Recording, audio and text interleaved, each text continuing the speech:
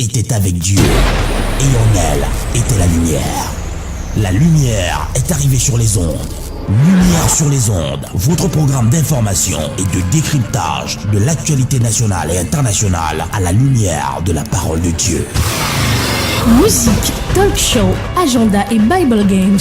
Lumière sur les ondes, une heure d'analyse des problèmes sociopolitiques, religieux, culturels et économiques par l'éclairage des Saintes Écritures. Tous les vendredis 18h30, 19h30, retrouvez Franck Stéphane Mauvois et Charlie Bacody sur les ondes de Radio Bonne Nouvelle 99.6 FM. Lumière sur les ondes, le Christ s'invite au débat radiophonique. To give you everything we are. Jésus, viens, nous avons besoin de toi. Alléluia. Jésus, viens, Jésus, viens. Nous t'accueillons, Jésus, viens au milieu de nous. Nous t'accueillons, Jésus, viens au milieu de nous. Saint-Esprit, viens, oui, viens. Nous t'accueillons, Saint-Esprit, au milieu de nous. Nous t'accueillons.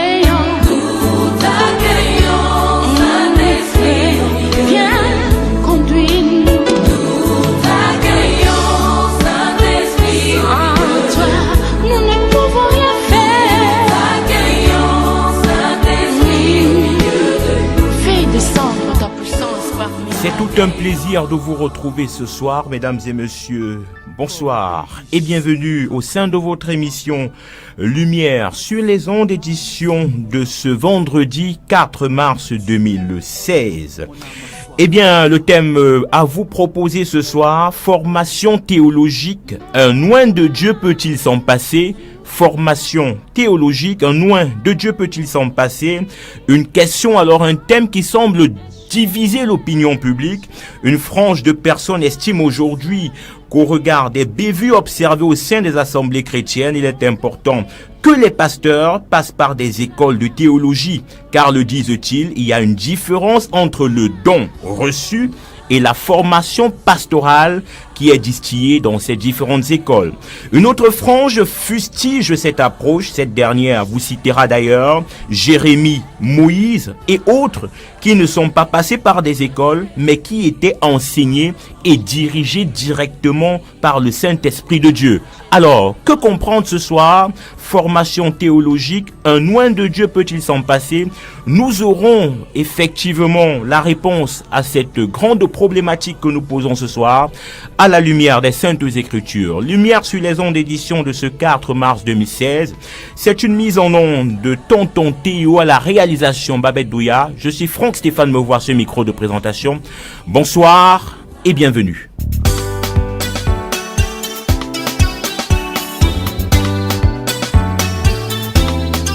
Seigneur, j'abandonne ces choses auxquelles je m'attachais et qui m'empêchaient de faire ta volonté.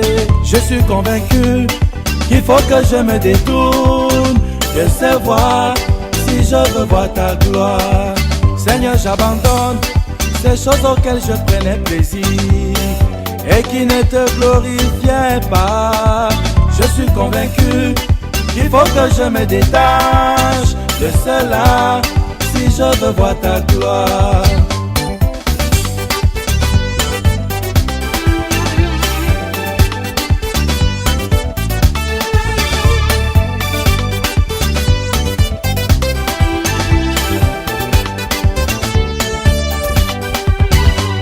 Bien-aimé, je ne sais pas ce que tu aimes et qui t'empêche de voir la gloire de Dieu.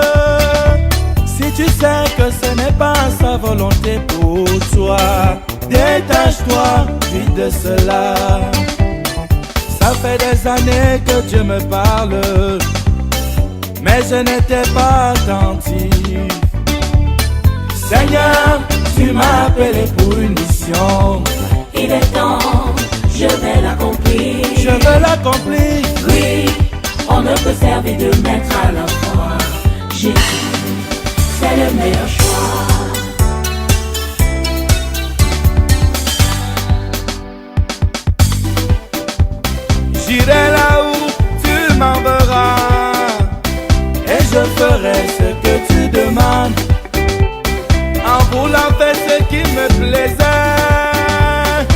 n'ai pas trouvé ta faveur.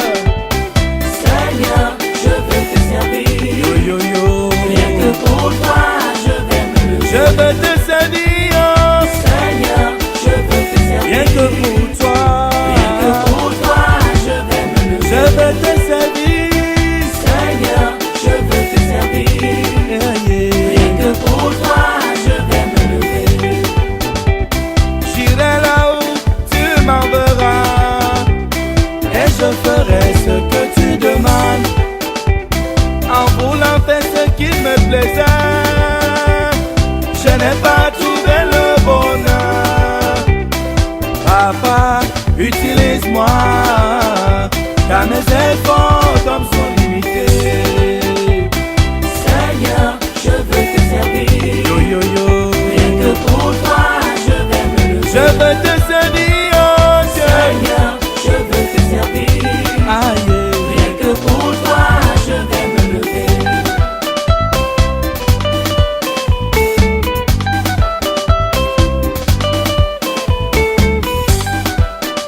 Partout là où je me trouverai, je proclamerai ta parole de vie. Quels qu'en soient les vents et les tempêtes, j'irai rien que pour ta gloire. Yo yo yo. Oui, je combattrai le bon combat. Oui oui oui. Oui, je combattrai le bon combat. Avec mes frères. Oui, je combattrai le bon combat. Avec mes sœurs. Oui, je combattrai le bon combat. Pour la gloire du Seigneur. Oui, je combattrai le bon combat. La puissance, l'autorité, la faveur, C'est Jésus, si tu veux le bonheur dans ta vie, à Jésus. eh, bien-aimé, Jésus est mon sigidikidom, awas, sigidikidom, everybody sigidikidom, awas, je suis la tête oh, et non la queue, toujours devant, jamais derrière. Retour dans ce studio de Radio Bonne Nouvelle. Mesdames et messieurs, vous êtes connectés 99.6. L'émission c'est Lumière sur les ondes qui est diffusée tous les vendredis à partir de 18h30, 19h30. La lumière rejoint les ondes et ce soir, le thème à vous proposer, formation théologique, un oint de Dieu peut-il s'en passer? Formation théologique, un oint de Dieu peut-il s'en passer? Nos invités sont déjà dans ce studio, deux oints de Dieu, deux hommes de Dieu. Je vais commencer par le pasteur Romuald Fotze, qui est pasteur à la chapelle du Salut et de la Restauration, qui est située à Ngodi, Bakoko. Bonsoir pasteur et bienvenue. Bonsoir Stéphane. Vous allez bien? Très bien, parfaitement par la grâce de Dieu. Il faudrait dire que c'est votre première apparition dans ce studio et vous nous faites l'amitié et l'honneur de votre présence, pasteur. C'est moi qui suis plutôt honoré. Alors on espère qu'avec vous, on va débattre, discuter, creuser cette question fondamentale qui porte sur les formations théologiques, ces écoles qui pilulent de plus en plus dans notre cité. On forme des pasteurs. Est-ce que un pasteur peut diriger le peuple sans toutefois être passé dans cette école? Est-ce qu'un pasteur peut tout simplement être conduit par le Saint-Esprit et faire l'œuvre de Dieu? On y reviendra. Alors juste à côté de vous, le frère Élie Bertrand Tchabda qui est encore là ce soir avec nous. Bonsoir frère et bienvenue. Bonsoir Stéphane, bonsoir à tous les auditeurs de Radio Bonne Nouvelle encore aujourd'hui. Alors on venait d'écouter un titre de Prince Aimé qui chantait Consécration, un exemple peut-être? Non, peut-être j'espère oui, que la pas. consécration dont il parle, c'est la consécration biblique, parce La que les consécration. terminologies, oui, on utilise ces terminologies à tort et à travers. Quand vous allez voir, ce sont les huiles qu'on verse sur les gens. Oui. Donc je crois que consécration, je pense bien que la consécration dont il parle, c'est la consécration dont parle le Nouveau Testament pour l'Église. On l'espère. En tout cas, on a quand même applaudi que ce monsieur laisse la musique dite mondaine pour venir faire aujourd'hui des louanges à l'Éternel. C'est assez fort comme message envoyé aux autres artistes musiciens camerounais. Alors, on revient au niveau de notre débat, formation théologique. Un oint de Dieu peut-il s'en passer? Comment peut-on définir ce vocable, frère Élie Bertrand Tchabda, théologie? Ça renvoie à quoi sur le plan de la définition de l'étymologie? Le mot théologie a été mentionné pour la première fois par le philosophe Platon dans son livre intitulé La République. c'est la première fois qu'il a mentionné cela, parlant de discours rationnel sur Dieu, dans l'étude de Dieu. Donc étymologiquement, ça voulait dire la science normalement qui étudie Dieu, qui essaie de comprendre Dieu. Et là, vous allez comprendre que dans Platon, Justin Marty et tous les autres philosophes d'antan, autant avant Irénée, pensaient que la révélation de Dieu leur avait donné également cette révélation dans la philosophie grecque. Par conséquent, on pourrait mettre la Sophie en avant, et c'est ce qu'on continue à enseigner aujourd'hui dans nos écoles séculières. Donc, on pensait que dans la Grèce antique, des révélations venaient de Dieu et recevaient la révélation de Dieu, d'où les mythologies des Zeus et autres. Donc, et par conséquent, donc, plusieurs païens d'antan qui ont cru, enfin, Origène et autres là, vont intégrer l'église post-apostolique, toujours post-apostolique, aux environs de 100, 200, 300. Ils vont infester dans l'église avec cette pensée théologique. Et puis, plus tard, on va voir la formation avec Grégoire le Grand, puis le fameux Constantin qui va mettre en place des institutions dès le départ, qui va ériger petit à petit dans les années 1400 à 1700 avec Peter Abélard, par la suite Thomas d'Aquin, qui vont placer les doctrines dans l'église catholique, dont la base sort effectivement de là, d'où la naissance des églises, des écoles bibliques aujourd'hui. Alors, pasteur, évangéliste, comme vous voulez qu'on vous appelle, est-ce que vous êtes passé par une école, puisque c'est pratiquement le sujet, ce soir vous êtes passé par une école de théologie pour cette connaissance dont vous faites montre des Saintes Écritures? Non, si j'ai passé par là, je serais fou comme les autres, vous savez. Bon, ok, on vous a compris. Oui, non mais attends, vous m'avez posé on reviendra. Okay. Si vous étiez passé par là, non, je suis pas vous passé. seriez fou comme fou, les autres. C'est ce qu'on retient. Oui. Alors, moi, je me retourne immédiatement vers notre frère et ami, le pasteur Romy Alphonse. On a parlé de théologie et c'est pratiquement la même question. Vous êtes passé par une école de théologie? Oui, je suis passé par plusieurs écoles. Par plusieurs, oui. De théologie. Et vous n'êtes pas fou. Moi, je vous vois, vous n'êtes pas fou. Je vous connais quand même. Ouais. Voilà. Peut-être pas de théologie comme on le dit, mais corps de ministère. Ouais. J'en ai fait plusieurs par la grâce de Dieu. Et pour l'instant, je ne suis pas fou. Ok. Alors, puisque vous êtes passé dans une école de théologie, vous avez écouté la définition qui a peut-être été donnée par le frère évangéliste Élie Bertrand Tchabda. Est-ce qu'on peut avoir une autre approche de définition du vocable théologie? C'est juste la science qui permet de comprendre Dieu. Oui. Dans sa marche avec son peuple Israël, oui. Et dans ses commandements qu'il nous a donnés, dans ses principes qu'il nous remet et dans la manière qu'il voudrait que l'Église fonctionne. C'est tout simplement ça. Et j'aimerais ce soir un peu démystifier la formation théologique et nous amener à une compréhension très simple et terre à terre, oui, à ce que c'est vraiment la théologie. Et je suis vraiment très content de ce thème. Est-ce qu'un nom de Dieu peut-il s'en passer, oui ou non? Ouais. Pour ma part, je commencerai par dire oui, et je dirais aussi non. Ouais. Vous n'êtes pas péremptoire. Exactement. Ouais. Et pourquoi je dirais oui? Oui, parce que me référant à un homme comme Abraham qui, n'est-ce pas, était païen et a un père païen, et est sollicité par Dieu avec une mission de susciter une nation où le nom de l'Éternel sera invoqué, se verra servir le Seigneur et finit sa mission sans jamais avoir atteint une école de théologie. Et nous quitterons, n'est-ce pas, sur Abraham et nous reviendrons un peu plus bas sur Moïse, à qui le Seigneur remet un appel, une mission précise de délivrer, n'est-ce pas, son peuple de l'Égypte et l'introduisant dans la terre promise. Mais nous allons voir un Moïse qui a été élevé dans toute la sagesse d'Égypte, c'est-à-dire les pratiques occultes, toutes les sciences occultes, être appelé par Dieu et réussir sa mission sans toutefois être passé par une école de théologie. Donc, je crois que un loin de Dieu est une personne à qui le Seigneur s'est manifesté.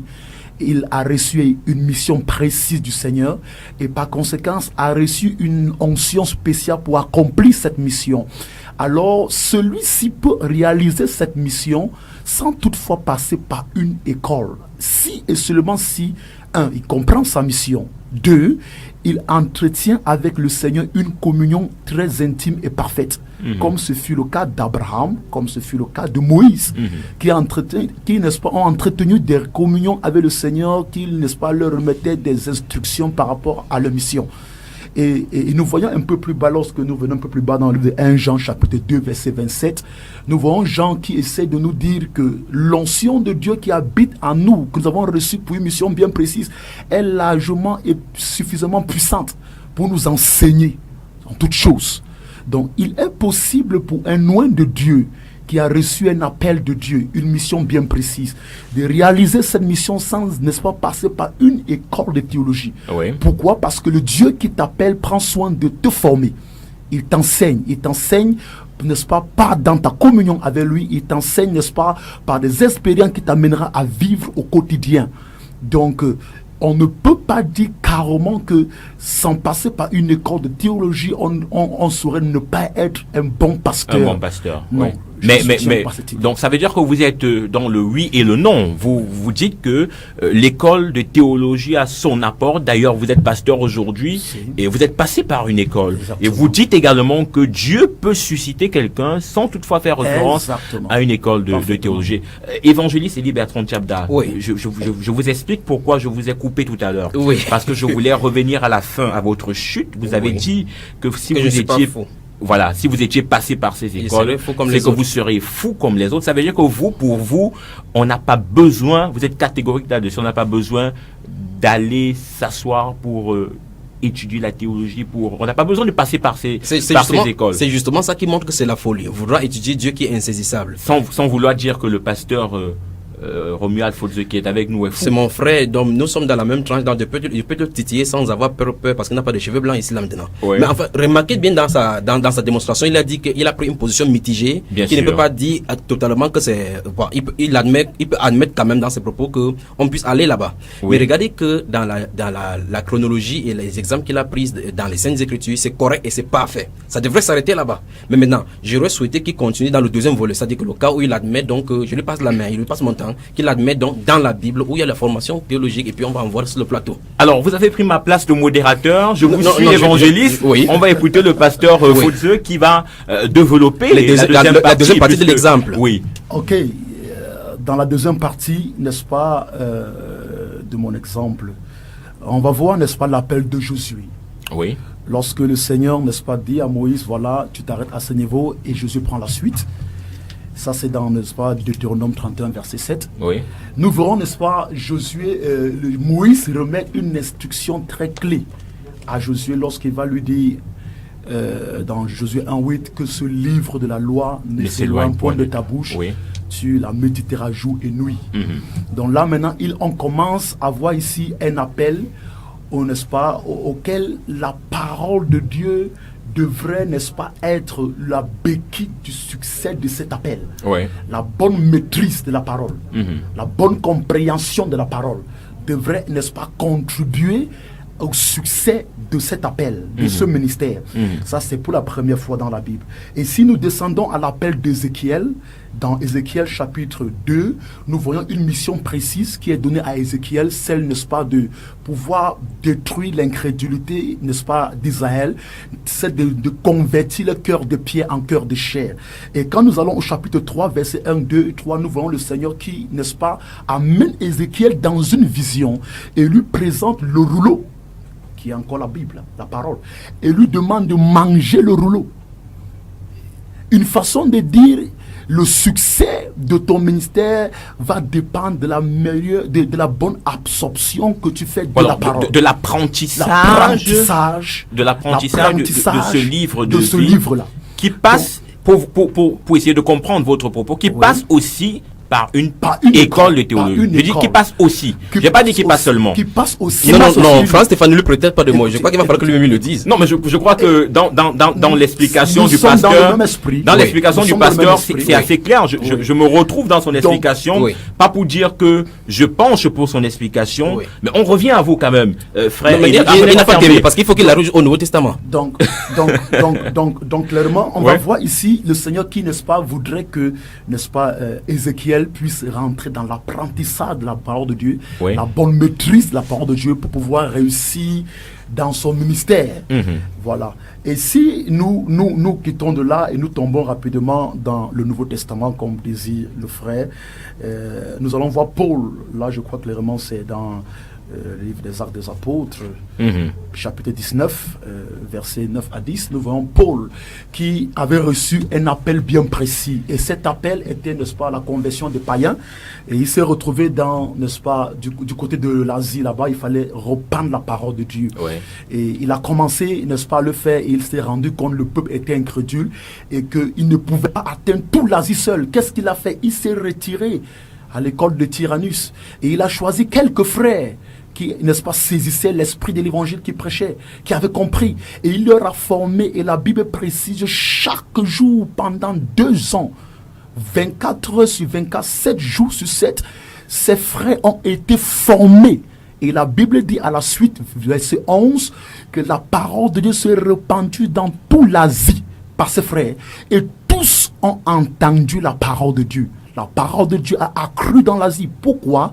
Parce que Paul avait pris la peine de former ses frères à l'école de Tyrannus pendant 2 ans, ceci chaque jour, 24 heures sur 24, 7 jours sur 7. Merci. Je me retourne vers vous, frère Élie Bertrand Tchabda. Oui. Vous avez la parole. Moi, j'ai pas de questions à vous poser. Oui, en fait, ces démonstrations posent les questions. Dieu m'a appris une chose depuis que je comprends cette Bible-ci, de savoir écouter où les autres ont fait naufrage. C'est pour cela qu'il faut que chaque personne qui développe une idée, il faut le laisser avancer pour qu'on puisse savoir où effectivement où il y a naufrage. Dès qu'il a présenté la première option en disant que en fait, tous les appels de la Bible sont liés à la commission que Dieu donne. Et Dieu n'a jamais envoyé quelqu'un dans une brigade des centres Jamour. Maintenant, je vais prendre étape après étape. Et il a cité, vous voyez comment j'étais en train de noter, il a pris le cas de Josué, en citant Deutéronome chapitre 31. Vous allez remarquer que premièrement, Dieu donne l'ordre à Moïse d'aller imposer les mains sur Josué. Il impose les mains. Et puis le Saint-Esprit dit, Josué était rempli de sagesse parce que Moïse avait imposé les mains sur lui. Et dans le livre de Josué chapitre 1, le verset 8, dont il cite il y a une injonction particulièrement au prophète Josué de lire la parole, méditer. C'est alors là qu'il a le succès. Lui, pasteur, il fait la même chose et il l'indique. Et tous les chrétiens, y compris nous ici et ceux qui nous écoutent, disent la même chose. Alors la question c'est, est-ce là une formation? Si c'est lire les Écritures pour y méditer chaque jour comme le Saint-Esprit le dit qu'il y a une formation, alors là je dis amen à cela et c'est ce que les enfants de Dieu devaient faire. Le deuxième cas c'est le cas d'Ézéchiel. Et puis par rapport au rouleau, il n'est pas le seul à avoir mangé le rouleau dans la Bible. Dans le livre des Actes, Apocalypse chapitre 10, l'apôtre Jean va également voir le rouleau. Il va aller prendre ça entre les mains de cet ange-là. On va lui demander de manger parce qu'il va prophétiser. Le but de ce rouleau, justement, ce n'est pas parce qu'il a de manger la parole pour se former, c'est pour prophétiser. C'est le rouleau des prophéties qui lui est donné pour donner. Parce que c'est pas à tout le monde que le Seigneur le donne. Il le donne parce qu'ils vont déclarer les paroles prophétiques par rapport aux nations au temps à venir. Parlant maintenant de Paul, c'est ici dont j'attends donc tous les théologiens de ce siècle-ci, des Actes chapitre 19, les versets 9 à 10. La Bible déclare donc, à partir de ce chapitre 19, vous allez voir effectivement que l'apôtre Paul a prêché dans toute l'Asie. Il va bouleverser Diane là-bas dans toute l'Asie. Puis il va entrer chaque jour de sabbat. La Bible déclare à partir du verset 1 qu'il va entrer chaque jour chaque jour de sabbat enseigner. Puis les Juifs vont commencer maintenant à créer des tensions. Savez-vous, les Juifs ne voulaient pas effectivement parce qu'ils pensaient que l'apôtre Paul voulait détrôner la loi de Moïse au profit d'un certain Jésus qui serait roi. Et là maintenant la Bible déclare que l'apôtre Paul va se retirer donc dans l'école de Tyrannus. Souvenez-vous de ceci, ici il faut que ce soit clair. Ce n'est pas l'école qu'a créé l'apôtre Paul. L'apôtre Paul n'a pas créé une école. Donc il y a une école d'un grec appelé Tyrannus qui était là. Il s'est servi des locaux pour former les disciples. La Bible déclare que cela a duré 2 ans. Mais remarquez très bien maintenant, si on emploie toutes les hérésies sortiront de la Bible. Quand quelqu'un va vouloir se marier avec plusieurs femmes, prendra le cas de Salomon, il aura raison. Mais quand même il aura raison, la dispensation pose problème. Donc il faut comprendre le contexte de Actes chapitre 19, parce que ce n'est pas une école de théologie, telle que nous sommes en train de dire. Ça c'est un. Des deux, on dit cela a duré 2 ans. Il a fait après cela, il va donner des congés, il ne donnera pas il n'y a pas de frais de participation là-bas, il n'y a pas de bulletins de notes, on ne corrige pas quelque chose là-bas, on ne donne pas les attestations des fonds de formation. Permettez-moi de chuter. Oui, je vous en prie. Permettez-moi de chuter. Pourquoi ils sont ici? Parce qu'en réalité, toutes les dérives que nous avons aujourd'hui au milieu chrétien qui embrouillent vraiment les chrétiens, chacun aura un socle de la Bible. On pourra prendre la Bible et en dire n'importe quoi. Vous allez remarquer que cette chose-ci s'est répétée une seule fois dans les Écritures. Quand l'apôtre Paul l'a fait, l'évangile s'est répandu dans l'Asie. Au chapitre 20, il va leur dire au revoir parce qu'ils ne verront plus son visage. Donc, on voit effectivement que cela a été fait. Et quand il a fait comme ça, il a imposé les mains aux anciens des églises là-bas dans toute l'Asie. Et c'était la première et la dernière fois. Et encore une fois de plus, ce n'est pas une école théologique. J'en sors là, je vais revenir maintenant par rapport aux écoles bibliques d'aujourd'hui. Oui, peut-être. Moi, je vais peut-être réagir, frère Élie Bertrand Tchabda. Oui. Est-ce que votre problème, c'est la délivrance des attestations? Est-ce que votre problème, c'est la correction des feuilles. Vous touchez donc je là. veux savoir. Vous touchez là un bon point. Oui. J'ai avalé ça tout à l'heure parce que je ne voulais pas donner ça sur le plateau. La Bible est claire et c'est là où nous nous en tenir. L'une des choses que les gens doivent comprendre, et chaque fois quand j'ai participé aux émissions ici, je comprends qu'il y a ces choses au milieu chrétien. Et les pasteurs, les prophètes, les apôtres de notre époque-ci ont du mal à partir avec l'Ancienne Alliance et le Nouveau Testament. Voici la preuve. Il y a des choses qui sont spécifiques à l'Ancienne Alliance, donc qui ne concernent pas les chrétiens. Il y a des choses qui sont spécifiques et à l'Ancienne Alliance et au Nouveau Testament, et des choses qui sont spécifiques à la Nouvelle Alliance. L'une de ces choses, donc, c'est la manière du Saint-Esprit de marcher au milieu de l'Église. Dieu traite dans l'Église en individu, et dans l'Israël, il traite en Israël, c'est avec le peuple. Tout le peuple entier. Et c'est le basique de l'écriture. Tant qu'on n'a pas compris cela, on va aller en dérive. C'est pour ça que vous allez voir qu'il y aura un conducteur. Quand Dieu donne une mission à Josué, il va dire le peuple va suivre la mission dont Josué est en train de parler. Mais dans l'église, il y a des dons ministériels répartis à chacune des personnes selon le désir de groupe. Et donc là, pour sortir avec votre question, Éphésiens chapitre 2, verset 20 jusqu'à 22 dit, nous avons été fondés sur nous avons été édifiés sur le fondement des apôtres et des prophètes du Seigneur Jésus-Christ. La Bible déclare que Jésus étant la pierre angulaire. Après, il dit donc, on ne doit pas aller au-delà de ce qui est écrit. Donc, il y a les instructions claires par rapport au fonctionnement de l'église. On ne peut pas aller sous l'ancienne alliance, commencer à prendre les tabernacles pour appliquer à l'église. Ça ne marchera pas. C'est pour ça que il a parlé de la formation ministérielle. J'aimerais bien qu'il nous explique à quoi cela c'est. Parce que les 27 fois que le mot ministère figure dans le Nouveau Testament, les 27 fois que ça figure, nulle part, il n'est parlé d'un lieu, mais c'est un service que quelqu'un rend dans le corps. Et ça m'étonne bien comment on puisse aller faire une formation en un ministère. Parce que la Bible déclare que ces apôtres-là, les 5 dons ministériels de Éphésiens chapitre 4, versets 11 à 16, sont donnés pour le perfectionnement des saints, en vue de l'œuvre de ministère. Donc, on équipe les saints afin que les saints entrent dans leur propre ministère, pas qu'ils ont un endroit, une mission qui est quelque part. C'est pour ça qu'il vous dit qu'ils sont fous, parce que la Bible est écrite, ils vont autre chose. Et pour cela, si la Bible est écrite, vous me posez la question, qu'est-ce qui ne va pas avec moi? C'est la feuille qui me pose problème, c'est pas ça. Ce qui me pose problème, c'est qu'on s'éloigne des Écritures. Si l'Écriture a dit quelque chose, on doit faire tel que cela a été dit. Mais qu'est-ce que vous dites donc de Paul qui prend des personnes à sa charge et qui décide de les former? Beaucoup de personnes auraient dit que l'enseignement de Paul n'était pas avisé parce qu'il n'avait peut-être pas marché avec Jésus-Christ. Mais aujourd'hui, elle fait référence parce que Paul, il a quand même pris des personnes, ils se sont mis, c'était pas en l'air, c'était dans un lieu. Il s'est regroupé avec ces jeunes qui sortaient de l'école de Tyrannus dans un local et il a donner une formation à ces personnes. Et il va dire c'est pour cela. Non, c'est pas l'école. Il peut les former sur les arbres. Bon, comment on appelle ce genre de formation? Non, suivez très bien. Nous sommes parler de l'école de théologie aujourd'hui, l'école où on apprend à connaître Dieu. Aujourd'hui, avec le temps, je vais dire comment je vais appeler ça, la signification peut-être s'est dégradée dans le temps ou bien a changé dans le temps. C'est pour cela que je veux qu'on se comprenne. Oui. Ce n'est pas l'apôtre Paul qui s'est formé un local appelé l'école de Tyrannus. Il a lu un local. Ça, c'est d'accord. Voilà. Il aurait pu appeler son école Saint-Paul. Non, ce n'est pas lui qui a écrit. Ce n'est pas l'apôtre qui a nommé. Ça, c'est un. On est d'accord. C'est la première chose. On est d'accord. La deuxième chose, donc, dans Actes chapitre 20, le verset 20, il va leur dire clairement, en donnant les adieux aux anciens des églises d'Éphèse qui se trouvent en Asie précisément, il dit que jour et nuit dans les maisons et publiquement, il les a prêché le royaume. Va savoir maintenant dans ces écoles ce qu'on enseigne aujourd'hui. Ah donc, vous avez double problème. Oui. C'est qui est enseigné et l'école elle-même, l'initiation. Je commence encore. L'acte de naissance de ces écoles ne vient pas de chapitre 19, mais vient de Constantin et de ses acolytes. Alors, pasteur Romuald Foudze, vous êtes passé dans une école, dans plusieurs écoles. Qu'est-ce qu'on enseigne dans ces écoles? Voilà. Ce qu'on enseigne, ce sont les doctrines de base. Oui. Premièrement, je reviendrai chez mon frère sur ses propos de tout à l'heure qui sont un grave danger pour l'Église. Je dis c'est un très grave danger pour l'Église parce que si l'Église écoute ces propos et n'est pas très vigilant, on aura dans l'Église aujourd'hui un vent de frères et de sœurs qui tous seront appelés, tous seront pasteurs et qui se rébelleront dans tous les sens et on aura, n'est-ce pas, tellement de dérives parce qu'on en souffre déjà dans la ville. Oui. L'Église est ce qu'elle est parce qu'elle a des ministres de Dieu mal formés.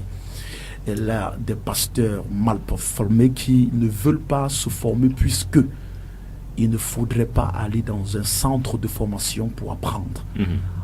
Je crois que interpréter même la parole, c'est un art. Je crois étudier les Saintes Écritures, c'est un art. Il y a des principes pour l'étudier. Comprendre la parole, c'est un art. L'Esprit de Dieu nous permet de comprendre la parole. Il y a des clés pour pouvoir décrypter certains passages. Il y a, n'est-ce pas, les principes de contexte des textes qu'il faut maîtriser. Il y a les contextes culturels, historiques qu'il faut maîtriser. Et ce sont des choses qu'on vous apprend dans des centres de formation biblique. Il y a, n'est-ce pas, des antitextes qu'on vous fera comprendre dans des centres bibliques. Tout ceci vous permettra tout simplement de vous enrichir quand vous faites vos propres recherches, quand vous préparez vos enseignements, quand vous-même vous préparez vos homélies, quand vous voulez diriger l'église. Tout ceci vous amène à ne pas vous retrouver dans les hérésies.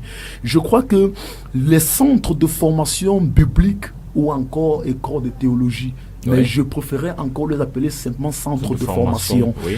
Les centres de formation biblique sont là pour aider le chrétien, l'enfant de Dieu, le serviteur de Dieu, à pouvoir mieux utiliser la Bible, à pouvoir mieux comprendre cette Bible, à pouvoir mieux saisir la pensée de Christ dans cette Bible pour mieux véhiculer l'enseignement à l'église. Je crois un jour, l'unique Éthiopien qui venait à Jérusalem va croiser, n'est-ce pas, le chemin de Philippe. Et Philippe qui va lui dire, est-ce que tu comprends ce que tu lis? Il dit, comment comprendrais si personne ne m'y l'explique? Donc je crois que quel que soit aussi le niveau du Saint-Esprit et le niveau de l'intelligence on pense avoir, au jour où on se dit on est appelé de Dieu, on est loin, ça veut donc dire qu'on s'est engagé dans une vie d'apprentissage jusqu'à la fin de nos jours. Ça ne coûte rien pour un serviteur de Dieu, un loin de Dieu, de se rapprocher dans une école biblique et d'apprendre. Le Saint-Esprit ne nous dira pas toujours tout en ce qui concerne les Écritures. Il y a des choses que vous irez vous-même chercher. L'Esprit de Dieu vous laissera le soin de vous former et de comprendre. Si Paul a pris 2 années pour former ses frères, peu importe, que ce soit dans l'école d'un certain monsieur appelé Tyrannus ou pas, dans tous les cas, ce qu'il a fait pendant ces 2 années était une formation. C'est une formation. Et c'est de quoi nous parlons ce soir. Nous ne parlons pas, n'est-ce pas, juste de gros noms et d'autres théologiques tels. Non, nous parlons de la formation qui est nécessaire pour toute personne qui pense à reçu un appel de Dieu et veut servir le Seigneur, qui ne veut pas commettre des erreurs, induisant le peuple de Dieu dans l'erreur. C'est pourquoi aujourd'hui à l'église, il y a trop de dérives. Parce que les frères ne veulent pas se laisser former. Ils ne veulent pas apprendre. Ils ne veulent pas apprendre dans des centres et ils ne veulent même pas apprendre sous leur pasteur. C'est ces pasteurs que Dieu a établis sur eux pour les susciter. Pour eux, ils savent déjà. Ils sont loin. Est-ce que c'est pas un sursaut? Ça peut pas être interprété comme un sursaut d'orgueil. Parce que, reconnaissons-le, on a des frères qui ont reçu le Saint-Esprit de Dieu, qui ont reçu un tel don ou un tel autre don, et qui estiment qu'ils ne peuvent pas grandir sous leur pasteur. Est-ce que ce n'est pas un sursaut d'orgueil? Ça peut être interprété ainsi. Je considère ça comme une simple rébellion, tout simplement. Timothée avait l'Esprit de Dieu et avait un dépôt en lui très fort. En fait, Paul lui-même reconnaît ce dépôt. Mais la Bible dit clairement que Timothée restait sous tutelle de Paul. Et Paul l'a formé, Paul l'a bâti, lui remettant des clés, lui remettant des principes, s'il voudrait, n'est-ce pas, mieux diriger, n'est-ce pas, le ministère et réussir dans le ministère. Quelques principes lui ont été donnés. Il est resté sous le mentorship de Paul. Ouais. Donc aujourd'hui, des frères sont trop indépendants et ne veulent plus apprendre, ni dans les écoles, ni même sous leur pasteur. Le jour où il comprend un verset, pour lui c'est suffisant. Il devient un évangéliste international et ça crée ce que ça crée. Aujourd'hui, il y a la confusion dans l'église, on ne sait même plus à quel sens se vouer. Et même cette confusion commet des dégâts très graves parce que ça endurcit les païens qui se disent si c'est ça, alors on... Je ne mets pas mon pied à l'église. Je n'y mets jamais. Alors, on rappelle aux auditeurs qui peuvent désormais participer au débat en appelant au 243 07 56 32, 243 07 56 32, ou en nous envoyant des SMS au 699 49 37 90, 699 49 37 90, 699 49 37 90. Le thème à vous proposer ce soir, formation théologique ou bien alors formation biblique. Un loin de Dieu peut-il s'en passer? Avec le pasteur Romuald Alfotze et l'évangéliste Élie Bertrand Tchabda, nous sommes en train de conduire ce thème. Frère évangéliste, je vous sens la soif de parler. Mais avant de revenir sur les différentes réactions que vous avez marquées sur votre bout de papier, Oui. je vous pose une question. Oui. J'ai également appris que dans ces différentes écoles, on forme au management des personnes, un peu comme quelqu'un qui va apprendre du management, qui va manager le personnel de son Les ressources entreprise, humaines. les ressources humaines. Est-ce que ce volet, Oui. puisqu'on sait que cette formation quand même, elle est importante au regard de ce qu'on décèle Oui. comme gestion des problèmes entre personnes, ainsi de suite, est-ce que ce type de formation qui est comprise dans ce package de formation des hommes de Dieu Oui. n'est pas important? En fait, c'est important sur le plan humain, mais sur le plan de Dieu, c'est de la folie. Je vais toujours me réitérer mes propos. Oui. Voici, pour témoignage, voici une fiche. Je vais taire le nom de l'institut biblique qui se trouve ici. Qualification, il faut être né de nouveau et détenté d'une licence, toute discipline confondue, ou détenté d'une licence de notre institut biblique, ou détenté d'une licence d'autres instituts bibliques. Et voici les spécialisations qui sont données. Grand 1, la théologie. C'est la spécialisation dont vous entrez. Vous savez, quand on parle de spécialisation, vous pouvez aller en électronique, en électrotechnique, en informatique, ainsi de suite. Bien sûr. La deuxième, c'est l'étude biblique, ministère pastoral, éducation religieuse, étude du leadership chrétien, tel que vous parlez tout à l'heure. Là. Je m'en tiens aux saintes écritures. La Bible nous déclare dans le livre de 1 Corinthiens chapitre 4, le verset 6, que vous avez appris d'Apollos et notre personne à ne pas aller au-delà de ce qui est écrit. Quand quelque chose n'est pas écrit, on ne doit pas avancer. Quand vous parlez de leadership et même de l'entrepreneuriat et autres, là, on va aller dans la Bible prendre des personnalités et tordre tout le jeu dans ce sens pour dire par exemple que Joseph était un grand entrepreneur, il était un grand manager, il a pu gérer des entreprises, mais ça c'était sous la gouverne du Saint-Esprit qui donnait les directives. Donc si vous permettez maintenant, je note quelques préoccupations que j'ai notées pendant qu'il parlait.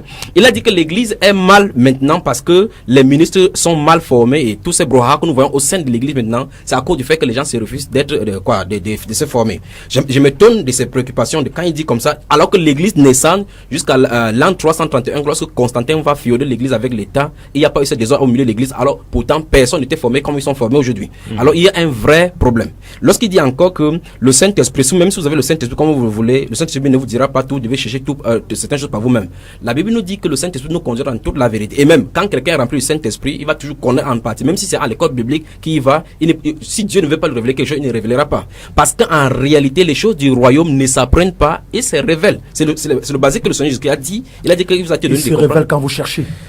Enfin, là-bas, Dieu est venu se révéler. Vous me chercherez et vous me le trouverez. Non. Car si vous me cherchez de tout votre cœur, Donc, je me laisserai trouver par vous. Abraham, on le cherche dans sa parole. Abraham, en étudiant, en fouillant, en creusant, mon cher, en remuant, Abraham n'avait pas en de se Bible. formant, Abraham en s'informant. Oui, Abraham n'avait pas de Bible. Vous avez dit à l'entame de votre propos que Abraham a été chez les païens. Il ne cherchait pas Dieu, il n'y avait pas de Bible qu'il lisait. Moïse était chez les païens. Il n'avait pas de Bible qu'il lisait pour que Dieu se révèle. Dieu se révèle en dehors de cette Bible-là. C'est en dehors de cette Bible. La Bible, c'est une écriture. Donc, Dieu s'est révélé à Joseph. Il s'est révélé à Jacob. Il n'avait pas de livres. Si je te réponds, oui. C'était dans une époque, il n'y avait pas de Bible. Ah, maintenant, Dieu a changé. Écoutez-moi. Dieu fonctionne avec des époques. Oui. À cette époque, il n'y avait pas de Bible. Oui. Il travaillait avec la conscience de l'homme. Oui. Il travaillait avec l'intimité de l'homme. Oui. Mais au moins, il y a un élément de base qui a été posé, l'élément de la communion avec Dieu. Oui. Quelle que soit la dimension de formation que tu reçois, sans communion avec Dieu, ça ne sert à rien. Alors, pasteur, je vous pose une question. Est-ce qu'il y a un verset biblique qui dit... Aussi longtemps, vous avez une formation et vous n'êtes pas enseigné par l'Esprit de Dieu, cette formation reste une lettre qui va vous tuer vous-même. Donc, écoutez maintenant, et à partir maintenant de Josué, on voit, n'est-ce pas, le Seigneur commencer à amener le peuple à s'intéresser à la parole qui est écrite par Moïse. On a, n'est-ce pas, le Pentateuque qui est écrit par Moïse et qui devrait être étudié, enseigné, inculqué jusqu'aux plus petits enfants. Et on voit le Seigneur depuis, n'est-ce pas, Josué, répétant dans toutes les Écritures, rappelant le peuple à s'attacher à la parole.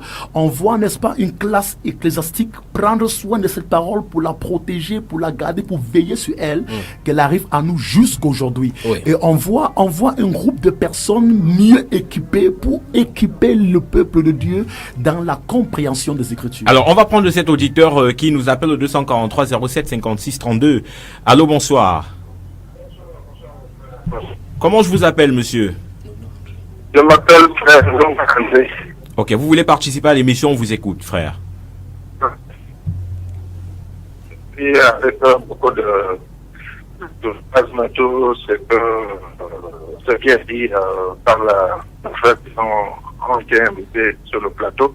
Je voudrais simplement dire que le frère évangéliste a réfuté la formation des hommes de Dieu ou bien des hommes de Dieu envoyés sur le champ. Comment il peut en même temps le réfuter et prendre des exemples qui sont dans l'Ancien Testament alors qu'il peut se référer au Nouveau Testament? Ça, c'est une question. Deuxième question, je voudrais dire qu'il n'y a aucun homme de Dieu de l'Ancien Testament jusqu'au Nouveau Testament qui n'a jamais, aucun homme de Dieu qui n'ait jamais été envoyé sur le terrain sans avoir été formé, même pour que dont il prend là, même pour l'a été formé au départ sous Ananias. Donc, je suis un peu inspiré qu'il dise que par révélation, la Bible dit que la révélation vient à ceux qui aiment Dieu, qui sont soumis sous sa loi. Et ainsi, vous ne pouvez pas aimer Dieu jusqu'au Nouveau Testament, vous ne pouvez pas aimer son serviteur qui a été envoyé. Il est dit dans le chapitre que pour qu'ils ne l'ont pas entendu. Maintenant, il faut. On a des difficultés à vous entendre. C'est vrai qu'on a quand même pris l'essentiel de votre préoccupation. L'auditeur qui s'interroge de votre réaction, frère évangéliste. Il m'a posé la question de savoir pourquoi je peux réfuter cela et prendre les exemples là-bas. Vous voyez, voici le point où je suis en train de dire effectivement. C'est parce que nous n'avons pas le temps d'assez danger. Il nous reste pratiquement. J'ai bien dissocié ici en disant que l'Ancien Testament. En fait, je prenais les exemples dans l'Ancien Testament pour lui dire effectivement qu'il ne fallait pas qu'on aille là-bas. L'Église a sa constitution, la façon que Dieu a fait avec l'Église. On peut seulement regarder dans l'homme pour voir comment il a traité avec les gens et puis avancer. Lorsqu'il a de prendre l'apôtre Paul dans c'est Actes des Apôtres chapitre 9, vous remarquez maintenant c'est la conversation de l'apôtre Paul. L'apôtre Paul dit au Seigneur Jésus, que veux-tu que je fasse? Et le Seigneur Jésus lui dit, lève-toi, entre dans la ville, on te dira ce que tu dois faire. Et il est entré dans la ville, 3 jours après, il a reçu son baptême et c'était terminé là-bas. Il a duré quelques jours, il est entré dans le temple. Je me pose la question, combien d'années l'apôtre Paul, Ananias a-t-il formé? Ou bien, où est-ce que c'est écrit dans le Nouveau Testament que l'apôtre Paul a reçu Ananias? Mais l'apôtre Paul, lui, vient parler de son témoignage. Il dit, l'évangile que je vous ai prêché n'est pas d'un homme. Quelqu'un m'appelle maintenant et me dit sur le plateau que c'est Ananias qui l'a formé. Il dit que je ne l'ai reçu ni d'un homme, ni par une école de théologie, mais c'est par la révélation de Jésus-Christ notre Seigneur. Donc, enfin, c'est le frère André, je crois qu'il va réviser ses cours avec cela. Mais de toute façon, il n'y a pas un seul verset biblique, et dans l'Ancienne Alliance, et dans le Nouveau Alliance. Remarquez bien, lui-même, il a dit encore maintenant, il a dit que tous les appels, ceux qui ont été appelés dans la Bible ont été formés. Je suis totalement d'accord avec lui. Dieu forme les gens, et il a dit à l'entame de ses propos ici, Dieu forme les gens avec les circonstances. Les façons que Dieu forme des gens, c'est différent. Or, les façons que les écoles forment des gens, c'est la même chose chaque fois. C'est pour ça qu'on produit les mêmes choses. Mais on a des hommes de Dieu qui sont exemplaires aujourd'hui, sur la base de ce qu'on voit et sur la base des fruits, qu'ils produisent, qui sont des produits des écoles. Frère Stéphane, je vais vous dire, et je m'en tiens à la Bible. La Bible dit qu'on reconnaît effectivement là par ses fruits. Bien sûr. La Bible dit que 2 personnes sont entrées dans une ville, ils ont bouleversé toute l'Asie, comme il est en train de dire. Nous avons des centres d'écoles bibliques ici par révélation, le code du Saint-Esprit, le code de la révélation. Je crois qu'il faut peut-être qu'on recentre le débat. Moi, je suis tout à fait d'accord avec vous. Vous avez pris l'exemple d'une fiche que vous avez devant vous, que nous lisons, une école. En fait, le frais d'inscription, c'est 5 000 francs. On parle de tout ça. On est conscient qu'il y a des écoles aujourd'hui bibliques de théologie qui, qui perdent carrément les serviteurs en devenir, de par la formation qu'ils véhiculent. Mais est-ce que, frère évangéliste, on doit être carré pour dire que, parce qu'il y a ces écoles-là qui font dans l'obscurité, est-ce qu'il n'y a pas des écoles vraiment qui enseignent comment un serviteur de Dieu devrait se tenir? Bonne question. C'est en fait ça qui divise. Parce que le pasteur Romuald Fotze reconnaît des écoles qui forment, dans lesquelles vraiment, quand tu y passes, tu ressors un peu comme lui. Mais vous êtes un peu carré. Je suis carré dans la Bible. Enfin, je suis rectangulaire dans la Bible là. Regardez bien. Je veux encore redire une chose. L'expérience que nous recevons n'est pas le trait de jauge, n'est pas le thermomètre pour mesurer. La Bible nous a déjà dit, la Bible qu'il prêche et que nous prêchons dit que c'est elle qui est le thermomètre. Mais qu'est-ce qui est utilisé? Est-ce que c'est le Coran qui est utilisé dans ce Non. Dans le temple maçonnique, on utilise la Bible. Ou est-ce que c'est pas pour autant pour dire que les francs-maçons sont les maçonniques qui utilisent la Bible. Les gnostiques utilisent la Bible. Le secte réel utilise la Bible. Même le Coran aussi défend aussi la Bible à certains égards quand ça va le soutenir. C'est pour ça que je vous ai dit que les hérésies sortent de la Bible. Personne ne peut aller prêcher de Jésus-Christ sans la Bible, même s'il veut prêcher le faux. Kakou Philippe qui dit maintenant qu'il est Jésus-Christ, prend Jean chapitre 14 verset 6 pour dire qu'il est le chemin, la vérité et la vie. Ce sont vos propos en ce qui concerne. Non, ce sont pas mes propos, ce sont ses propos. Non, je dis c'est vous qui citez Kakou. Non, n'ayez pas peur. Je le sais, oui, je le sais, je prends l'engagement. Et vous assumez pleinement vos la propos. responsabilité. Oui, Voilà. je couvre le main sur les ondes. Ok. Mais je suis en train de dire que ce n'est pas une expérience. C'est pour ça que si on base nos relations avec le Seigneur sur les expériences, c'est vrai que les expériences sont bonnes, mais nous devons contrôler cela avec la parole de Dieu. La parole de Dieu est là comme gage pour nous protéger de toutes ces dérives-là. Alors on prend cet auditeur 243 07 56 32. Allô, bonsoir. Oui, bonsoir. Comment je vous appelle? Oui, je suis très intéressé Oui. par tout ce que vous êtes en train de faire pour aider l'Église à sortir de cette confusion Bien sûr. et à sortir parce que je voudrais dire par rapport aux enseignements que les enseignants sont-ils des docteurs selon Dieu? Ou bien sont-ils seulement des connaisseurs de la parole? Oui. Parce que si c'est les docteurs selon Dieu, ils décrivent la parole, c'est par l'Esprit de Dieu et communiquent la révélation au peuple de Dieu. Oui. Mais si c'est simplement des connaisseurs qui ont décrypté la parole selon la grammaire, selon les figures de pensée, selon tout ce que nous savons par rapport à la langue, Oui. alors ils ne communiquent pas la chose de Dieu. Oui. Et quelquefois même, les personnes qui font ce travail ne sont même pas dans certaines écoles des croyants. C'est pas donné de nouveau. Oui. Donc ils n'ont pas l'Esprit de Dieu.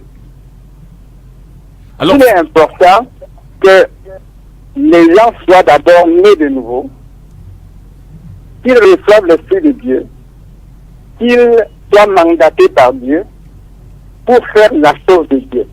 La confusion qui existe aujourd'hui, c'est que beaucoup de gens se lèvent parce qu'ils ont une connaissance, parce qu'ils ont un diplôme, et puis ils se lèvent pour faire la chose de Dieu, pour se placer là où ils ne devraient pas être. Des gens se lèvent pour évangéliser et proclament des messages qu'ils ne maîtrisent pas. Je suis quelquefois navré d'entendre, même à Radio Bonne Nouvelle, certains prédicateurs. ok, l'auditeur est parti. Je crois que son crédit est terminé. On a quand même compris. C'est au bon endroit où il indexait Radio Bonne Nouvelle. On a compris sa position. Alors, pasteur Romuald Fotze, on revient avec vous sur ce débat très très intéressant. Formation biblique, formation théologique. Loin de Dieu peut-il s'en passer? Touchons un peu quand même les dérives. C'est vrai qu'on a parlé de la qualité de la formation qu'on peut retrouver dans certaines églises. Et l'auditeur qui vient de parler a quand même touché un point essentiel. Est-ce que ces personnes qui enseignent dans ces écoles sont des docteurs selon Dieu? Oui, alors ils enseigneront la révélation de Dieu. Et je crois que c'est aussi ça. Aujourd'hui, on a des écoles où on retrouve, peut-être c'est pas ce que voudrait admettre le frère Élie Bertrand Tchaba, on a des écoles où on retrouve des docteurs selon Dieu, qui enseignent selon Dieu. On a aussi des écoles qui pilulent aujourd'hui, où on retrouve ces antéchrists qui passent par ces écoles pour pouvoir véhiculer un message qui n'est pas, qu'ils ont reçu des dieux, qui n'est pas divin. Oui. Je vais répondre par ceci. C'est pas parce qu'il existe un faux billet de 10 000 que je rejetterai le vrai billet de 10 000. Oui. C'est pas parce qu'il existe un faux billet de 5 000 que je supprimerai tous les billets de 5 000 francs. Il existe un faux billet parce qu'il existe au préalable un vrai billet. Oui. Si on s'attarde sur le faux billet, on ne valorisera pas le vrai billet. Oui. La formation biblique est-elle nécessaire pour l'appelé de Dieu? Oui. L'appelé de Dieu, s'il est appelé, l'Esprit de Dieu le conduira où il devait recevoir une formation adéquate. Par rapport à son appel. Par rapport à son appel. Il ne se retrouvera pas n'importe où. On se retrouve très souvent n'importe où parce qu'on cherche aussi n'importe quoi. On a entendu quelqu'un bien parlant s'est dit, voilà, en lui je retrouve mon formateur. Exactement. Si tu es guidé par l'Esprit de Dieu, tu te retrouveras où tu devrais être formé. S'il y a des formateurs qui ne sont pas bons, il y a aussi des pasteurs qui ne sont pas bons, il y a des prophètes qui ne sont pas bons, il y a des apôtres qui ne sont pas bons, il y a des disciples de Jésus-Christ qui ne sont pas bons, des chrétiens qui ne sont pas bons. Pour des mauvaises graines, on en trouve partout. Mais là n'est pas la question. Est-ce qu'un appelé de Dieu a droit à une formation? Oui. Oui, il a droit à une formation. Que cette formation soit au travers d'un centre de formation, que cette formation soit au travers de son leader spirituel, comme c'est le cas de Paul et ses fils. Un appelé de Dieu a droit à une formation. Ok, on a compris votre mot. On prend ce message avant de revenir à vos frères. Oui. Bonsoir frères, merci pour ce débat très enrichissant. La formation est importante, mais le plus grand formateur, c'est le Saint-Esprit de Dieu. On peut toujours nuancer comme Alors, ça c'est un auditeur qui envoie un SMS. Oui, vous avez la parole, oui, frère. Je voulais dire que, comme il a dit tout à l'heure, si on est conduit par le Saint-Esprit, il nous conduira là où on pourra recevoir la formation adéquate. J'aimerais prendre même ces mêmes phrases pour dire si on est conduit par le Saint-Esprit, on n'ouvrira pas franchement ces écoles-là. Mais maintenant, je vais dire quelque chose ici. La Bible déclare, regarde, je vous riez, c'est quelque chose. Quand nous sommes en train de développer le thème, je vois qu'il y a beaucoup de choses, beaucoup de notions qui touchent là-dessus. Oui. La notion même principalement de l'église du Seigneur Jésus-Christ y est touchée. Parce que quand il parle des formations, on voit effectivement quand quelqu'un doit chercher Dieu, il faut qu'il parle d'un centre de formation, ça touche le problème de l'église. J'ai dit tout à l'heure ici que dans l'église, Dieu a mis des dons ministériels qui sont suffisants pour cela. Il y a pas, mais est-ce que en fait, si moi en tant que pasteur d'une église, puisque vous dites que Dieu a mis les dons ministériels, je décide de former dans mon église qui est un 4 murs, de former mes païens, est-ce que ça n'a pas vocation à école, et c'est à formation? De former mes fidèles. Mes fidèles, je voulais dire, autant pour moi. Oui. Est-ce que ça n'a pas vocation à école? Très bien pour vous parce que c'est vos fidèles. Si c'est le fidèle du Seigneur Jésus-Christ, il a ses méthodes à lui à lui former. Je recommence encore. Il s'agit de l'église du Seigneur Jésus-Christ. C'est celui qui bâtit l'église. Mais et en fait, je dois la susciter des sous-bergers. Permettez-moi donc de développer. Je recommence encore ceci. C'est la confusion. C'est vraiment la confusion. C'est ça qui fait effectivement qu'on se trouve dans ce domaine-là. Vous voyez que chaque pasteur pense avoir dans sa localité ce qu'on appelle les 4 micros de l'église. Vous voyez? L'église du Seigneur Jésus-Christ. Je vais encore recommencer. La Bible déclare qu'étant monté, il a amené les captifs, il a donné des dons hommes. Et il a fait les uns comme apôtres, les autres comme prophètes, les autres comme évangélistes, comme docteurs, comme pasteurs. Il dit pour, je suis en train de citer là, il dit pour l'édification, pour le perfectionnement. Quand il parle de perfectionnement, le mot grec qui est écrit dans perfectionnement, c'est réparer des trous qui sont gâtés. Vous voyez effectivement. Donc ça veut dire que s'il n'y a pas ce don ministériel, je suis en train de citer quelque chose pour que vous sachiez ce que je vous ai dit. La Bible déclare quand le Seigneur Jésus-Christ est descendu, celui qui est descendu dans les régions inférieures, c'est le même qui est monté. La Bible déclare quand il montait, il a amené les captifs et il a fait des dons aux hommes. Je veux que vous voyez le temps. Le temps c'est il a, pas qu'il va. Donc dans le corps de Christ, les gens sont désignés. Les gens sont désignés. Le moment arrive, il les manifeste. Ils sont désignés pour former. Ils sont désignés pour former les chrétiens, pas à la théologie, mais au mystère du royaume. C'est ça qu'il en est. C'est pour ça que si on avait le temps d'entrer dans la Bible, qu'est-ce que l'enseignement que les gens enseignaient? L'apôtre Paul dira que j'ai passé dans toute l'Asie prêchant Christ. La Bible déclare dans Actes chapitre 8, lorsque l'apôtre Pierre et Jean sont venus imposer les mains aux Samaritains pour qu'ils soient au Saint-Esprit, en rentrant, ils passaient dans toute la ville, dans tous les villages, en prêchant Christ. On prêche Christ et non les cours de leadership managérial quand vous parlez là, les cours de... Il a prêché Christ et durant 2 ans à Tyrannus, qu'est-ce qu'il a enseigné chaque jour? C'est ce qu'il a effectivement dit. La Bible déclare qu'il est prêché concernant le royaume. C'est ce qu'il a dit. Il a dit que tous les jours, et nous, avec les larmes, je n'ai cessé de vous exhorter en vous prêchant le royaume. Il a répondu à ces questions, mon cher. Bon, je voulais dire ceci. Tout à l'heure, il a pris le cas de l'énigme éthiopien en disant que l'énigme éthiopien lisant la Bible, il a dit que qu'est-ce que si quelqu'un ne m'explique. En prenant c'est quand remarquez très bien que dans son exemple, l'émir éthiopien n'était pas chrétien. Et quand on n'est pas chrétien, on ne peut pas comprendre la Bible. Il a fallu que quelqu'un vienne lui annoncer l'évangile. Lorsqu'il a cru, est-ce qu'il allait à une école? Le Saint-Esprit a enlevé Philippe pour montrer que son œuvre était terminée. Où est-ce que Philippe, l'émir éthiopien est parti? Dans une école? Que non, le Saint-Esprit l'y a conduit. C'est pour dire que, en réalité, les écoles bibliques sont les hôpitaux jameaux où on injecte les perfusions de la mondanexéline. C'est-à-dire que le syndrome de la mandonneté. Alors pour vous, frère évangéliste Elie Bertrand Tchabda, aucune école biblique ne pourrait enseigner ou alors prêcher Jésus-Christ. Non, je ne sais pas ce qu'il dit. Qu'est-ce que vous dites? La Bible déclare qu'il y a des gens qui prêchent Jésus-Christ avec des motifs dans Philippiens chapitre 3. Il y a d'autres qui le prêchent avec des motifs bien disposés. Que ce soit pour l'un ou dans l'autre, jusqu'à même annoncer. Donc même ceux qui prêchent l'évangile de prospérité, ici présent Satan, les gens vont fuir. Ils savent ça. C'est pour ça qu'il faut qu'ils présentent le Seigneur Jésus-Christ pour avoir de quoi manger. Mais je vais dire ceci en terminant là. Ce n'est pas le fait qu'on prêche des bons enseignements là qui est le problème. C'est le problème de est-ce la volonté de Dieu que ça soit. Excusez-moi, je veux revenir dans Actes chapitre 19, je vous en verset prie. 9. Mais comme quelques-uns restaient endurcis et incrédules, décriant devant la multitude la voix du Seigneur, il se retira d'eux, sépara les disciples et enseigna chaque jour dans l'école d'un nommé Tyrannus. Cela dura 2 ans, de sorte que tous ceux qui habitaient l'Asie, juifs, grecs, entendirent la parole du Seigneur. Amen. Il enseignait ses disciples qu'il a pris à part chaque jour. La parole du Seigneur. Il ne les prêchait pas, il les enseignait. La parole. Et après qu'il leur a enseigné, ceux-ci ont répandu l'évangile de Christ dans toute l'Asie. Oui. Ce n'est pas Paul qui répand l'évangile, c'est ce qu'il a enseigné durant 2 ans. En tout cas, mon cher, qu'est-ce qu'il leur a enseigné pendant 2 ans? C'est ce que vous venez de lire ça là maintenant. Non, il a dit pas ça. Non, lisez, finissez votre verset encore, finissez la fin du verset. Oui. Cela dura 2 ans. Oui. De sorte que tous ceux qui habitaient l'Asie, oui, juifs et grecs, oui, entendit la parole du Seigneur. C'est ce qui est écrit. Non. Non, mais c'est quand même terrible. Vous avez lu. De toute façon, en fait, permettez-moi, je vais vous mettre le livre à votre moment. Je vous donne la parole. Pasteur, permettez-moi, je vais vous mettre le livre à votre moment. Je vous laisse parler. Ce que vous en lire à chapitre 19 se trouve dans Matthieu chapitre 28, puis à chapitre 2. L'apôtre Jésus-Christ qui dans la scène a dit: enseignez-leur à observer tout ce que je vous ai prescrit. C'est ce que Jésus-Christ a dit. Il ne peut pas enseigner le contraire. Dans un chapitre 2, la Bible déclare que ceux qui acceptaient sa parole furent baptisés, et en ce jour, le nombre des disciples augmenta d'environ 3000 âmes. La Bible déclare qu'ils persévéraient dans l'enseignement des apôtres. Donc ce n'est pas nouveau. C'est le principe. Les apôtres doivent enseigner. Les enseignements et l'enseignement, c'est l'enseignement. Il était question ici là que Paul équipe ses disciples pour faire le même travail que lui. Et c'est la parole. Répandre l'évangile. Et ce travail et cet enseignement n'était pas juste prêcher Christ. Mais pourquoi le Saint-Esprit Mais pourquoi le Saint-Esprit? Il n'était pas question que le Saint-Esprit de nouveau. Il était question qu'il soit outillé. Pourquoi le Saint-Esprit?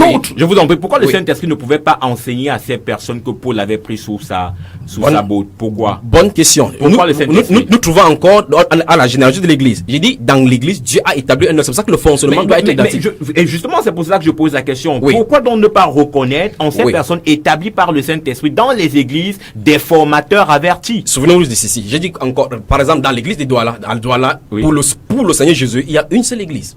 Voilà le mystère où se trouve là maintenant. Oui, bien sûr. Et dans cette église, c'est pour ça que je vous dis, quand vous allez de confondre les dénominations aux églises. Par exemple, vous allez voir un apôtre, il va dire apôtre d'un ministère international. Dans la même ville, il y a un autre apôtre international, et dans l'autre ville, il y a comme ça 40 apôtres, et voilà le vrai problème. Alors, donc les écoles bibliques créent des divisions et accouchent des dénominations. Alors, frère évangéliste, dernière question à vous poser, c'est votre dernière réaction. Qu'est-ce que vous pensez finalement de ces formations bibliques? Est-ce qu'elle devrait exister? Est-ce qu'elle ne devrait pas exister? L'apôtre Paul, mon grand frère, a déjà répondu à cette question-là. Il a dit que les gens vont se donner de foules de docteurs. C'est le lieu où les gens sortent en foule. Jésus-Christ, mon Seigneur, a dit qu'il a déjà donné ses docteurs. Par lequel l'apôtre Paul, mais les gens vont se donner de foules de docteurs. Et par conséquent, donc, ils vont enseigner des choses qui vont faire le dérèglement. Le docteur ne s'est pas arrêté à Paul. Est-ce que donc les vrais docteurs, selon ce que la parole de Dieu décrit, peuvent enseigner? Ou alors enseigner. Mais c'est le rôle des docteurs. Donc ça veut dire donc qu'on devrait. Je ne sais pas, on devrait avoir c'est les enseignements des docteurs et des apôtres, enfin les anciens de l'église qui édifient l'église pour le perfectionnement. Mais je suis en train de dire, venez s'inscrire quelque part pour recevoir des enseignements, c'est tout un faux. Ok. Alors votre dernière parole, pasteur Romuald Faudieu, on sort.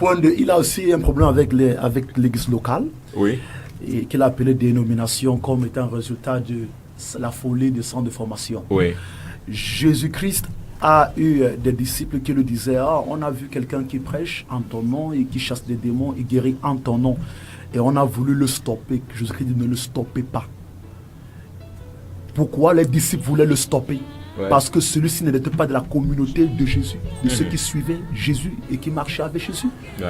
Mais lui, il faisait le même travail que Jésus. Il faisait le travail que Christ enseignait ses disciples de faire, sans toutefois avoir été avec eux. Et les disciples de Christ voulaient le stopper. Il dit: non, il est de nous.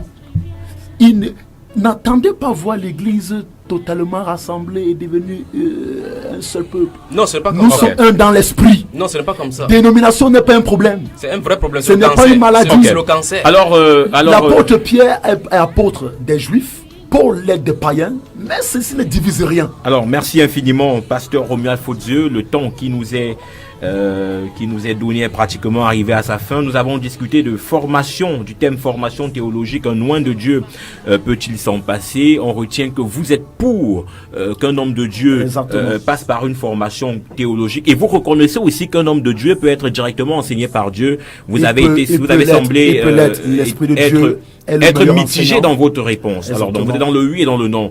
Le frère évangéliste Elie Bertrand Tchabda est catégorique. Je ne veux pas découler mondain. Voilà, vous êtes catégorique. Il ne faudrait pas que ces formations continuent à perdre.